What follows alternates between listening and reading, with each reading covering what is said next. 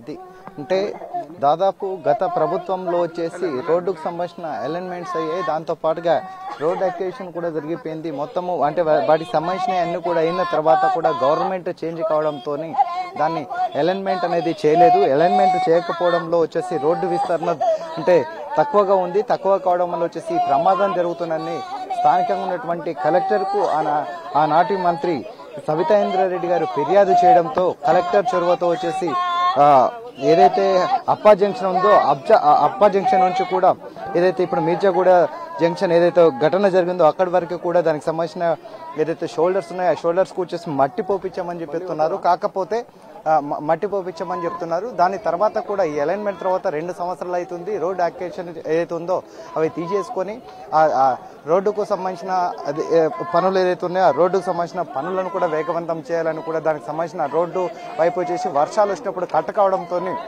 యాక్సిడెంట్లు జరిగే ప్రమాదం ఉంది. కాబట్టి దాన్ని ఖచ్చితంగా రోడ్డుని వెడల్పు చేయడం కోసము కనీసం షోల్డర్స్ వైపు కూడా మట్టి పోసి మట్టి నింపాలని చెప్పడంతో ఆనాటి కలెక్టర్ దానిని వచ్చేసి రోడ్డు విస్తరణలో భాగంగా అప్పా జంక్షన్ నుంచి కూడా మీర్జాగూడ వరకు కూడా చేశారు. ఆ మీర్జాగూడ నుంచి వచ్చేసి ఏదైతే పక్కన ఏదైతే ఆ ల్యాండ్ దారులు ఉన్నారో ఆ ల్యాండ్ దారులు అనేది ఇవ్వకపోవడము దాని వల్లనే కూడా ఆ డెవలప్మెంట్ ఆగిపోయింది. అయినా దానికి సంబంధించిన ఏదైతే అక్విజిషన్ ఉందో కూడా రోడ్ అనేది కూడా తీసుకున్నారు. బట్ ఇప్పటికీ 2 సంవత్సరాలు అయినప్పటికీ కూడా దానిపైన గవర్నమెంట్ దృష్టి పెట్టలేదు. కనీసం దాని మరమ్మతులు చేయలేదు. దాంతో పాటుగా కూడా రోడ్డు డెవలప్మెంట్ చేయలేదు. కాబట్టి ఈ రోజు వచ్చేసి దాదాపు 20 మంది మృతులకు ఇది జరిగింది. దానికి కారణం వంటి డెవలప్మెంట్ రంజిత్ అంటే దాదాపు మృతుల సంఖ్య పెరిగినట్టు తెస్తుంది. 24 మంది మృతి చెందినట్టు మనకు సమాచారం అందుతుంది. అలాగే కొంతమందికి కూడా అక్కడ చికిత్సకు సంబంధించి చికిత్స జరుగుతుందా, ఎవరైనా గాయాలైన వాళ్ళకి అక్కడ చికిత్స అందుతుందా, అక్కడ వైద్యులు అందుబాటులో ఉన్నారా, వైద్యులతో ఏమైనా మాట్లాడే ప్రయత్నం ఏమైనా చేయగలుగుతారా? సురేష్, ప్రస్తుతానికి వచ్చేసి ఇక్కడ అఫీషియల్ గా వచ్చేసి దాదాపు 21 మంది చనిపోయినట్టుగా కూడా చెప్తున్నారు.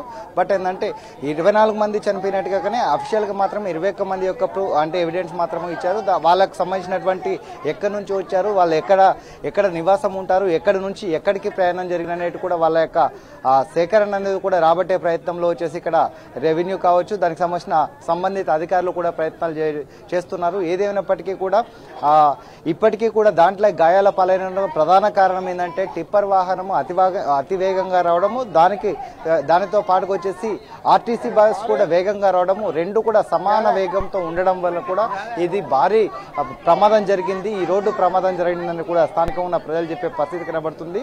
దాంతో పాటుగా ఏదైతే టిప్పర్ ఉందో టిప్పర్ పైన కంకర ఉండడం వల్ల కంకర కూడా దాంట్లో అంటే బస్సు యాక్సిడెంట్ అయిన తర్వాత బయటపడ్డ వాళ్ళ పైన కూడా ఆ కంకర మొత్తం కూడా వాళ్ళ మీద పడడంతో మరో విధంగా కూడా చిన్న పిల్లల 10 నెలల పిల్లలతో సైతం కూడా మరణించినట్టుగా కూడా ఇక్కడ స్థానిక ప్రజలు చెప్తున్నారు. ఇది అంటే ఏది అయినప్పటికీ కూడా 20 మంది చనిపోయారు. కాబట్టి ఈ చనిపోయిన దగ్గర రాజకీయాలు మాట్లాడదు, రాజకీయాలకు తావు లేకుండా ఏదైతే ప్రమాదం జరిగి 20 మంది కుటుంబాలు రోడ్డు మీద పడ్డాయో వాళ్ళకు ప్రగాఢ సానుభూతి చెప్పాలి. వాళ్ళకి సంబంధించిన వాటికి ప్రభుత్వం తరఫున కావచ్చు, ఏదైతే వాళ్ళకి ఏ విధమైన అంటే దానికి పరిహారం ఇస్తారు, పోతే ఏ విధమైన చికిత్స చేస్తారు. ఇంకా దాదాపు 50 మంది వరకు కూడా ఉన్నారు. అంటే మొత్తం 70 మంది ఉన్న ఏదైతే బస్సు ఉందో 70 మంది కావచ్చు, దాంతోపాటుగా టిప్పర్కు సంబంధించిన డ్రైవర్ కావచ్చు, దాంతోపాటు బస్సులో వచ్చేసి బస్సుకు సంబంధించిన డ్రైవర్లు కావచ్చు. మొత్తానికి చూసుకున్నట్లయితే 54 మందిలో వచ్చేసి 24 మంది చనిపోయారు. ఆ 24 కాకపోతే 50 మంది వచ్చేసి వివిధ హాస్పిటళ్లలో ట్రీట్మెంట్లో ఉన్నారు. మెరుగైన చికిత్స కోసం ప్రైవేట్ హాస్పిటల్కి, ప్రభుత్వ హాస్పిటల్కి, సంబంధిత చేవేళ్ళ హాస్పిటల్లో కూడా ట్రీట్మెంట్ జరుగుతుంది. ఏది ఏమైనప్పటికీ ఇలాంటి ఘటన జరగడం అనేది బాధాకరమని కూడా మాజీ మంత్రి సబితా ఇంద్రారెడ్డి చెప్తున్నారు. దాంతో పాటుగా బీఆర్ఎస్ నాయకులు గతంలోని దానిపైన రోడ్డు విస్తరణ చేయాలని కూడా గతంలో కోర్టులో కేసు వేశారు. అది ప్రస్తుతానికి కూడా చెన్నై కోర్టులో కూడా కేసు నడుస్తున్నప్పటికీ దానిపైన వాదనలు జరుగుతున్నాయి తప్పితే దాని డెవలప్మెంట్ అనేది జరగట్లేదు. కాకపోతే అసలు ఇక్కడ ప్రధానంగా చూసుకున్నట్లయితే మనం విజువల్స్ లో చూస్తున్నాం. ఏదైతే టిప్పర్ కి సంబంధించి టిప్పరే అతివేగంగా వచ్చి బస్సును ఢీకొట్టింది. మొత్తానికి అయితే బస్సు దాదాపు 90% మేర కూడా నుచ్చునైనటువంటి సంబంధించినటువంటి విజువల్స్ మనం చూస్తున్నాం క్లియర్ కట్గా. ఏదైతే టిప్పర్ ఉండడం, టిప్పర్లో అధిక లోడ్ ఉండడం, అలాగే కంకర ఉండడం, కంకర మొత్తం కూడా బస్సు నిండా నిండడం, దానికి తోడు ఆ కంకర తోటి చాలా మంది మృతుల సంఖ్య పెరగడం, అలాగే గాయాలు కావడం, ఇవన్నీ మనం చూస్తూ ఉన్నాం ప్రధానంగా. ఇదంతా మొత్తానికి టిప్పర్ అతివేగంగానే కనబడుతుంది. అక్కడ చూసుకున్నట్లయితే దానికి సంబంధించినటువంటి విజువల్స్ కూడా మనం క్లియర్ కట్గా చూస్తున్నాం. ప్రధానంగా ఏదైతే అతివేగం అనేది టిప్పర్ ద్వారానే జరిగిందనేది మనకు క్లియర్ కట్గా విజువల్స్ చూస్తే అర్థమవుతుంది. ఇప్పటికే కూడా ఘటన స్థలానికి పోలీసులు వెళ్లారు. ఘటన స్థలానికి సిపి కూడా వెళ్ళేసి ఘటన ఏ విధంగా జరిగింది, ఎవరు ఎంత స్పీడ్లో వస్తున్నది కూడా దాని యొక్క వివరాలు సేకరించే మొత్తం కూడా దాని యొక్క ఇన్వెస్టిగేషన్ చేస్తుంది పోలీస్ శాఖ. కాకపోతే టిప్పర్ వాహనము స్పీడ్తో, ఎందుకంటే అది యాక్చువల్గా అది రోడ్ అనేది కూడా చిన్నగా ఉంది. కాకపోతే హైవే రోడ్ అంటే గతంలో వచ్చేసి అది హైవే రోడ్గా ఉండడం వల్ల వాహనాలు స్పీడ్గా రావడము, దాంతో పాటుగా అంటే హెవీ లోడ్గా వచ్చేసి టిప్పర్ ఉండడము, ఆ టిప్పర్ వాహనం వచ్చేసి బ్రేకులు కంట్రోల్ లేక అంత స్పీడ్లో వెళ్ళిపోయి వచ్చేసి ఢీ కొట్టిందా, లేదంటే ఇటు బస్సు వచ్చేసి చూసుకోలేకపోయిందా, బస్సు వచ్చేసి యాక్సిడెంట్ అంటే రెండు సమాన స్పీడ్లో ఉన్నది అనే దాన్ని కూడా ఇన్వెస్టిగేషన్ చేస్తుంది పోలీసులు. ఏది ఏమైనప్పటికీ ఈ బస్సు ఏదైతే ఉందో బస్సుని అంటే ఈ టిప్పర్ యొక్క ఓవర్ స్పీడ్ కావచ్చు, దాదాపు బస్సు అనేది కూడా 60 to 70% అనేది కూడా మొత్తం నుంచి అయిపోయింది. కాబట్టి దాంట్లో నుంచి బయటపడే అవకాశం అనేది లేకపోవడము, దాంతోపాటుగా టిప్పర్లో ఉన్నది ఏదైతే కంకర ఉందో ఆ కంకర అంతా కూడా ఎట్ ఏ టైం యాక్సిడెంట్ కావడంతో అది బయటపడడంతో అది కింద పడిపోయిన గాయాల పాలైన వాళ్ళ వ్యక్తుల మీద కూడా కింద పడడంతో అటు వాళ్ళకు ఊపిరాడక కొంతమంది పోతే స్పాట్గా ఆ కంకర మీద పడడంతో కొంతమంది చనిపోయినట్టుగా కూడా తెలుస్తుంది. దీనిపైన కూడా ఇప్పటికే పోలీసులు విచారణ మొదలుపెట్టారు. అంటే ఘటన ఏ విధంగా జరిగింది, ఇటువైపు టిప్పర్కు సంబంధించిన డ్రైవర్ మృతి చెందారు, అటువైపు బస్సుకు సంబంధించిన డ్రైవర్ కూడా మృతి చెందారు. వాళ్ళతో పాటుగా 11 మంది మహిళలు, దాంతో పాటుగా 10 నెలల చిన్న పాపతో పాటుగా 8 మంది పురుషులు, 9 మంది పురుషులు చనిపోయినట్టుగా కూడా ఇక్కడ వైద్యాధికారులు కూడా చెప్తున్నారు. దీనికి సంబంధించింది ఇంకా 2 గంటల తర్వాత కూడా ప్రెస్ మీట్ పెడతామని కూడా స్థానికంగా ఉన్నటువంటి వైద్యులు కావచ్చు, అధికారులు కూడా ఇది ప్రెస్ మీట్ పెట్టేసి కూడా మృతుల యొక్క వివరాలు, గాయపడ్డ వాళ్ళ వివరాలు, వాళ్ళు ఎక్కడి నుంచి వస్తున్నారు, ఎక్కడికి వెళ్ళాలి, వాళ్ళ యొక్క డీటెయిల్స్ అన్ని కూడా చనిపోయిన వాళ్ళ యొక్క వివరాలు కూడా తెలుపడానికి 1 గంట 2 గంటల టైం మాత్రం పట్టేటట్టు కనబడుతుంది. సురేష్, రంజిత్, ముఖ్యంగా ఇంకా మిగతా క్షతగాత్రులు కావచ్చు, గాయాల పాలైనటువంటి వాళ్ళు ఏ ఆసుపత్రికి తరలించారో అక్కడ మెరుగైన వైద్యం వాళ్ళకి అందుతుందా? ప్రస్తుతానికి వచ్చేసి గాయాల పాలైనట్లుగా ఇమ్మీడియట్లీగా చేవెళ్లలో ఉన్న కొన్ని ప్రైవేట్ హాస్పిటళ్లతో పాటుగా ప్రభుత్వ ఆసుపత్రికి తీసుకొచ్చారు. దీంట్లో మేజర్గా ఇన్సిడెంట్ అయిన వాళ్ళు ఎవరైతే ఉన్నారో వాళ్ళని హైదరాబాద్లోని ప్రైవేట్ హాస్పిటల్కి తీసుకెళ్లి వాళ్ళకు ప్రైవేట్ హాస్పిటళ్లలో చికిత్స చేపిస్తున్నామని కూడా స్థానిక అధికారులు కావచ్చు, దాంతో పాటుగా ఈ బాధిత కుటుంబాలకు సంబంధించిన వ్యక్తులు కూడా చెప్తున్నారు. వీళ్ళు కనీసం అంటే ఈ రోధిస్తున్న కుటుంబాలు ఏదైతే ఉన్నారో చిన్నపిల్లలు సైతం మరణించిన వాళ్ళల్లో చిన్నపిల్లల్ని కూడా ఇంతకుముందు గతంలో మనం విజువల్లో చూసుకున్నట్లయితే వాళ్ళందరినీ కూడా అంబులెన్స్లో పెట్టేసి వాళ్ళ తల్లిదండ్రులు చనిపోయారా బ్రతుకున్నారా అనేటివి కూడా, దాంతో పాటుగా ఏదైతే హాస్పిటల్కు వచ్చిందో వాళ్ళ యొక్క వివరాలను షిఫ్ట్ చేసిన వాళ్ళ వివరాలు కూడా చెప్పన్నా. ఇప్పటివరకు ఎంతమందిని మీరు అంబులెన్స్? మేము దాదాపు పొద్దున్న నుండి మాకు 6:30 ఆ టైంలో వచ్చింది. మాకు దాదాపు 6 వెహికల్స్ వెళ్ళి మేము ఒక్కొక్క వెహికల్లో 4-6 షిఫ్ట్ చేశాం సార్. చెవెళ్ళ వెహికల్లో ఒక్కొక్క వెహికల్ 4 అంటే దాదాపు మేము 23 మందిని షిఫ్ట్ చేశాం సార్ ఇక్కడ చెవెళ్ళ గవర్నమెంట్ హాస్పిటల్లో. మళ్ళీ ఇక్కడ నుండి కొంచెం సీరియస్ ఉన్న వాళ్ళకి ఇక్కడ నుండి పట్నం మహేందర్ రెడ్డిలో తరలించడం జరిగింది సార్.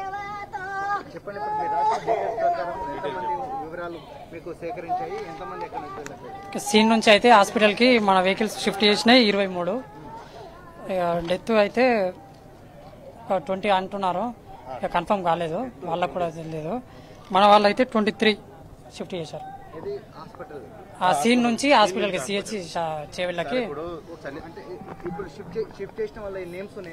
Names details sir. ఇప్పుడు ఎలా అంటే చనిపోయిన వాళ్ళకి అక్కడనే మేము సిపిఆర్ చేసి కన్ఫర్మ్ చేసి రావడం జరిగింది. ఇప్పుడు సీరియస్ ఉన్న వాళ్ళకి, తీవ్ర గాయాలు అయిన వాళ్ళకి షిఫ్ట్ చేయడం జరిగింది. ఒక్కొక్క వెహికల్ వచ్చేసి 4 ఫస్ట్ కుమారి అనసూయకి 40 ఏజీ, వైఫ్ ఆఫ్ మల్లయ్యట, ఏడేది Gosupalli, G Ravi 46 years, MD Younus, Nagamani 45 years, Akhil, Venkataiah Sujatha, Ashok Kumar Reddy, ఇంకోటి అబ్దుల్ అజాక్, బుజ్జిబాయ్, రాధా, ప్రేరణ, శ్రీసాయి, నందిని, జయసుధ, శ్రీనివాస్, అబ్దుల్ మజీద్, వెన్నెల, బసవరాజు, నవీన్, అబ్దుల్ రజాక్, అక్రమ్, అశోక్. అంటే సార్ అంటే డీటెయిల్స్ అన్నోన్ పర్సన్ రాసుకున్నాం. బట్ డీటెయిల్ చనిపోయిన వాళ్ళంటే 19-20 మెంబర్స్ చనిపోయారు సార్. అంటే మీరు వెళ్ళిన సమయానికి, మీరు అక్కడికి వెళ్ళే సమయానికి అక్కడ పరిస్థితి అనేది ఎలా ఉంది మీకు? అది బస్సు మీద ఒకేసారి పడ్డది కదా సార్, కంకర్ లారీ. అది పడటం తోటి అది రైట్ సైడ్ లో మొత్తం కింద అసలు అవుపడతలేరు. అవుపడ్డ వాళ్ళకి మేమే తీసేసి కంకర తీసి పారాలతోటి తీసి అంబులెన్స్ ఎక్కించుకొని వెళ్ళడం. వాళ్ళు కంకర మొత్తం అందులో నిండిపోయి ఉన్నారు. వాళ్ళు నిండిపోయి ఉంటే జేసీబీ తోటి దాన్ని రూప్ తీసేసిన తర్వాత ఆ కంకర ఉంది కదా దానిపైన వాళ్ళని ఆ కంకర మొత్తం పారతోటి గుంజి వాళ్ళని ఒక్కొక్కరిని బయటికి లాగి మేము అంబులెన్స్ లో వేసుకొని హాస్పిటల్కి షిఫ్ట్ చేయడం జరిగింది. ఒక్కొక్కరికి మొత్తం అంబులెన్స్ లో కంకర ఉన్నది. ఆ ట్రిప్పులో మొత్తం అంబులెన్స్ బస్ పడిపోయింది. ఒక్కొక్కరికి ఇక్కడ కంకర ఉంది. మేము ఏం చేసినామంటే పారాలతోటి పోలీసు వాళ్ళు మేము పారాలతోటి గుంజేసినాం. ఇక మా కాలు మొత్తం ఇంజురీస్. అయితే చనిపోయిన వాళ్ళకి మొత్తం కంకర వాళ్ళకి కప్పిపోయింది. పిల్లలకి ఇట్లా ఉన్నారు. ఈ చిన్న పిల్లల్ని తీసుకొచ్చి ఇక్కడ అంబులెన్స్ లో పెట్టారు. వాళ్ళ పరిస్థితి సీరియస్ ఉంది సార్. అట్లాంటి మనం మా మహేంద్ర హాస్పిటల్ షిఫ్ట్ చేసినాం. Mahendra hospital madam PMRI madam doctor చెప్పి సీరియస్ ఉన్నది, చాలా సీరియస్. అయితే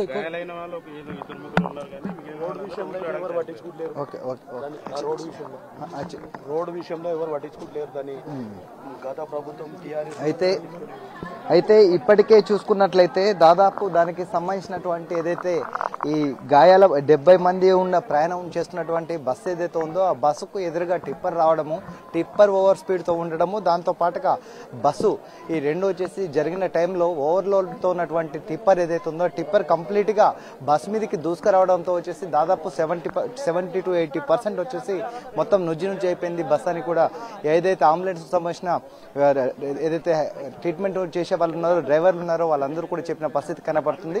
దాంతో పాటుగా దాంట్లో ఉన్న కంకర ఉందో ఆ కంకర మొత్తము కూడా గాయాల పాలైన వాళ్ళు పోతే చనిపోయిన వాళ్ళందరి మీద కూడా మొత్తము దాదాపు నడుములోతు వరకు కూడా మొత్తము పడిపోయింది. ఆ పడిపోవడంతో అక్కడ అంటే వేరే ఆప్షన్ లేకపోవడంతో వచ్చేసి అక్కడ స్థానికంగా జేసీబీని తీసుకొచ్చేసి ఆ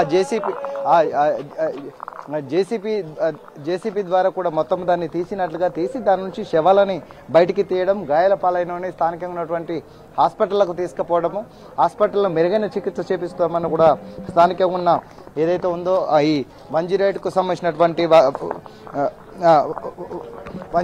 సంబంధించిన వ్యక్తులు చెప్తున్నారు. కాకపోతే ఇప్పటికీ మనం ఫైనల్గా చూసుకున్నట్లయితే ఇప్పటికీ 22 నుంచి 24 మంది మృతి చెందినట్టుగా కూడా చెప్తున్నారు. అఫీషియల్గా మాత్రం 21 మంది చనిపోయినట్టుగా చెప్తున్నారు. కాకపోతే ఇంకా మృతుల సంఖ్య కూడా పెరిగే అవకాశం ఉంది. దీనిలో ముఖ్యంగా ప్రధానంగా చూసుకున్నట్లయితే ఈ యాక్సిడెంట్ జరిగిన టైంలో ఆ కంకర హెవీ అంటే లోడ్ ఉండడంలో ఆ లోడుకు సంబంధించిన కంకర మొత్తం కూడా దాంట్లో ఏదైతే ప్రయాణికులు ఉన్నారో ప్రయాణికుల మీద పడడంతోనే కూడా వాళ్ళు కొంతమంది ఊపిరాడక, కొంతమంది యాక్సిడెంట్ జరిగిన డెత్లో అంటే ఈ టిప్పర్ ఏదైతే ఉందో టిప్పర్ యాక్సిడెంట్లో చనిపోయిన వాళ్ళు కొంతమంది అయితే ఆ కంకర మీద పడడంతో ఆ గాయాలతోని ఊపిరాడక ఆ డస్ట్ మొత్తం కూడా బ్రీత్ సరిగా రాలేక చనిపోయారని చెప్తున్నారు. గాయాల పాలైన కూడా స్థానికంగా ఉన్న హాస్పిటల్కు తరలించారని చెప్పే పరిస్థితులు కనబడుతున్నాయి. Court studio.